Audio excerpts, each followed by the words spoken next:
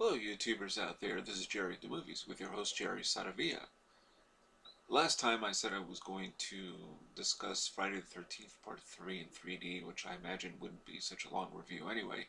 But I decided that there was a viewer who mentioned that it would be cool for me to do a couple more Star Wars reviews or anything related to Star Wars. So I've done a few on this channel, and I thought, well, now's the perfect time to discuss Return of the Jedi, Star Wars Episode 6, to some of the Star Wars purists out there. For me, it's technically the third in the original trilogy. Anyway, it's the 30th anniversary of Return of the Jedi, so I will mention briefly what it is that I thought of it. Now, this sequel, of course, came out in 1983, and I had seen it in theaters then, and I was really looking forward to it, because at that point I became a huge Star Wars fan. I mean, really big Star Wars fan. Empire Strikes Back ended with a cliffhanger, and I was just looking forward to seeing where this story was going to end. Now, I'm sure many of you know the original title for Return of the Jedi was Revenge of the Jedi, and that was changed because a Jedi it's not supposed to take revenge on anyone, because their emotions are supposed to be kept in check, technically. So they changed it and became Return of the Jedi. Now, basically, this film tidies up some of the loose ends from that were left open in Empire Strikes Back. Luke and Leia rescue Han Solo, played, of course, by Harrison Ford. Luke, Mark Hamill. Leia, Carrie Fisher. And they thaw him out of his frozen carbonated stage from the throes of the evil Jabba the Hutt. Luke, the Jedi apprentice, goes back to the Dagobah system to see the dying Yoda, who has nothing left to teach him except go face Darth Vader all over again. Meanwhile, the evil Empire has built an incomplete Death Star, and the Emperor's strength has only gotten stronger. Now, the rebels, they include a newly appointed general, Han Solo. Will they be able, essentially, to defeat the Empire and destroy the new Death Star? If you're new to Star Wars, don't turn this off immediately. But otherwise, the rest of you, yes, of course they will. They will defeat the Empire and destroy the new Death Star. Now, when I saw this movie, now I enjoy Return of the Jedi. I mean, it's great fun. I mean, it's an escapist adventure. You know, the problem I think I had was that it didn't maintain the somewhat serious tone of the second film, and even to some degree the first Star Wars: A New Hope. The special effects, as always, are fantastic, better than ever. And there were many things I did like, but there was something that was missing in this sequel. For one, it seemed to veer a little bit into childish aspects. Now, George Lucas is always out to evoke the inner child in all of us. You know, the one that is still, wow, and look at this is, wow, you know, state of wonder and magic. To me, it was no surprise that Mark Hamill and Carrie Fisher give the better performances. Luke is more mature and has progressed into a full-fledged Jedi. Leia finally seems to know how to use her laser gun properly, and has one tender scene with Luke. However, Chewbacca, I thought, C-3PO and R2-D2 were how can I put this in a delicate manner? They were a bit of the equivalent of Jar Jar Binks in Episode 1, you know, annoying.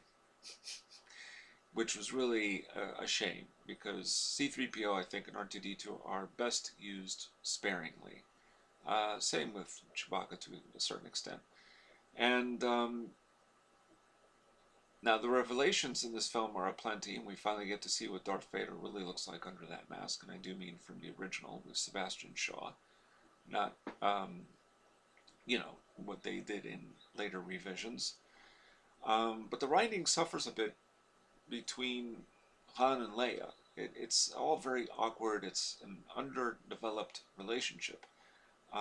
There's a lot of minor bickering and simple declarations, such as Solo having to say, "I love you" to Leia, when he gave a more appropriate line for a scoundrel in The Empire Strikes Back that Leia now has to say, which is, "I know." I mean, where's the tension? There is no tension here. That relationship, which really meant a lot, I think, in The Empire Strikes Back, is short-shrifted for the sake of Luke, who turns out to have a sibling. And who's the sibling? It's Princess Leia. That's his sister. Um, and they hinted in the first two installments that there could be some sort of affection, between Leia and Luke, not knowing that they're related to each other, and almost like a love triangle with Han Solo. But of course, now that they're siblings, and it just felt like it lacked the substance that was being brought to it in The Empire Strikes Back.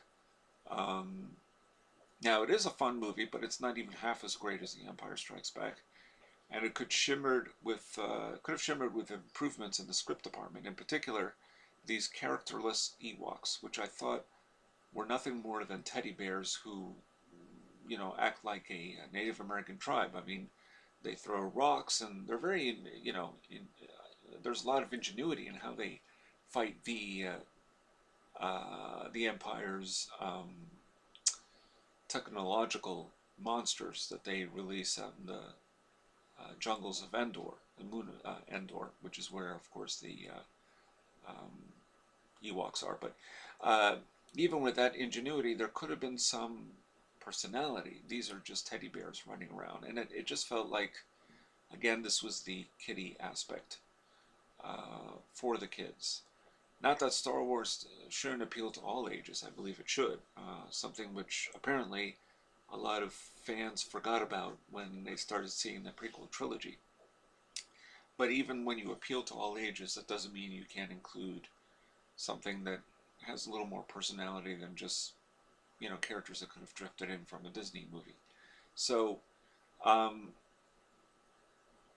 anyway, that's my feeling on Return of the Jedi. Now, when I first saw the film back in 1983, I was disappointed.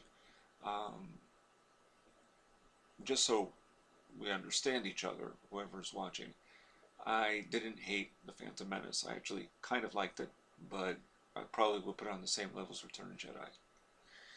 That's just an opinion, of course. That doesn't mean everyone agrees to the same opinion. But when I was disappointed. It just felt like it was a letdown after the first two films. I almost thought, this is how we're going to end it. There could have been. I mean, they didn't need to be building yet another Death Star. The Empire. That's another thing. Why build another Death Star? Couldn't have been something else. Maybe get rid of a new Death Star and just concentrate on the things that really do work in the film, which is Darth Vader and Luke Skywalker, trying to develop that tension, which they did very well, actually. They did develop it, but they could have enhanced it even more, because, now Luke knows that Darth Vader's his father, and this tension with the Emperor, there's a lot of tension, and those scenes are so good that you wish the film developed that more.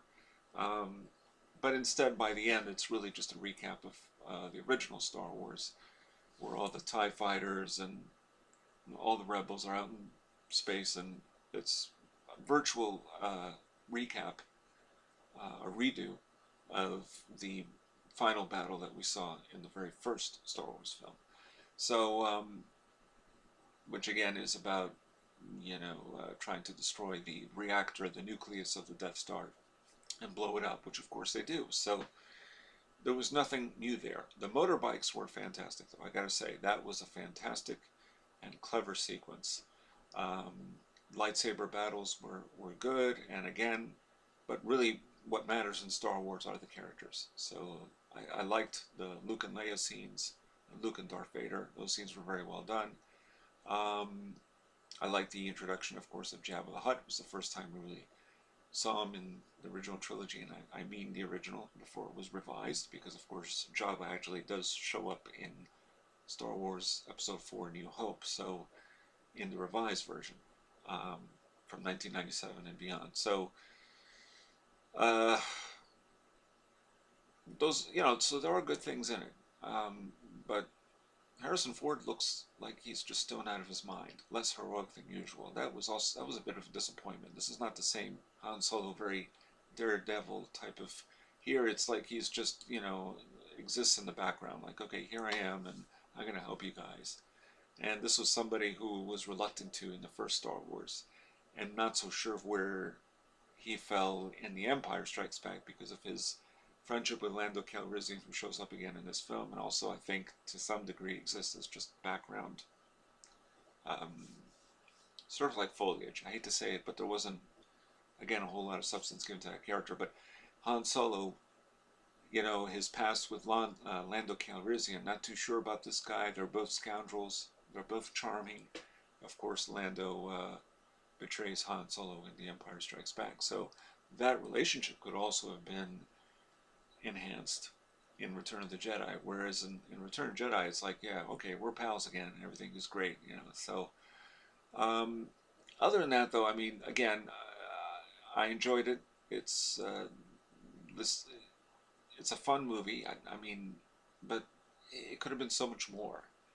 It just didn't feel like it was a fitting end to the series. Now, as we all know, as of this date, May 9th, 2013, there's going to be more Star Wars movies taking place after the Return of the Jedi. So, curious to see where this is going to go. And it's not official yet, although I think we're pretty damn well knowing that Han Solo, Luke, and Leia are going to return in some capacity. So yeah, I recommend Return of the Jedi, but Empire Strikes Back, finest Star Wars movie ever made. A classic. It's everything a sequel should be. It takes what was in the original and amps it up. That doesn't mean more action and more of that sort of blockbuster mentality, but they develop the relationships, the plot. You don't know where it's going to go, and it ends. It doesn't really even have an ending, which is really unusual for a movie back then, 1980. But Return of Jedi could have been so much more. But it's still fun, so, it's great for Sunday afternoon. And I recommend the picture, but with strong reservations. So, yeah, I really don't have a whole lot more to say. I think that's enough, and let's not get me started on the unnecessary addition of Hayden Christensen appearing in ghostly form in a 2004 special edition version of Return of the Jedi. Why did George Lucas do that? He had it with Sebastian Shaw. Now, I think somebody said that, well, Hayden Christensen in Star Wars Episode 3 was nearly burned to a crisp, so that's the form that he was technically in before he turned to the dark side. I'm not buying that. No, because although it's technically the death of Anakin Skywalker figuratively, it isn't literal. So Sebastian Shaw was the right way to go. Well, I'm leaving it there. So, next time, we're going to talk about Friday the 13th Part 3 in 3D, and then eventually I'll review some more sophisticated films, because I've seen a lot more sophisticated films than you might think. Alright, this is Jerry the Movies with your host, Jerry Saravia, signing off.